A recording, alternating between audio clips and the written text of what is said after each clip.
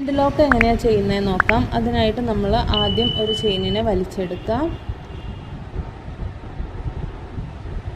എന്നിട്ട് വലുതാക്കി എടുക്കുക. എന്നിട്ട് ആ ചെയിനിനെ നിർത്തിക്കൊണ്ട് തന്നെ അതിൻ്റെ തൊട്ടടുത്തായിട്ട് ഒരു ചെയിനൂടെ എടുക്കുക.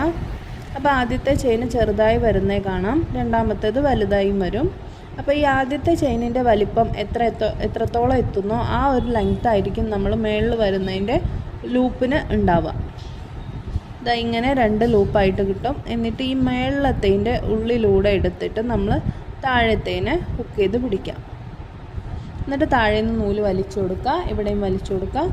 ഇങ്ങനെയാണ് എൻഡ് ലോക്ക് ചെയ്യുന്നത്. ഒന്നുകൂടെ കാണിക്കാം. ഒരു ചെയിൻ എടുക്കുക, അതിൻ്റെ തൊട്ടടുത്തൂടെ വേറൊരു ചെയിൻ എടുക്കുക. ആദ്യത്തേത് ചെറുതാകും, രണ്ടാമത്തെ വലുതാകും. ഈ രണ്ടാമത്തേതിൻ്റെ ഉള്ളിലൂടെ ആദ്യത്തേതിനെ ഹുക്ക് ചെയ്ത് പിടിക്കുക, താഴെ നിന്ന് വലിച്ചു കൊടുക്കുക. ഇങ്ങനെയാണ് എൻഡ് ലോക്ക് ഇടുന്നത് കേട്ടോ.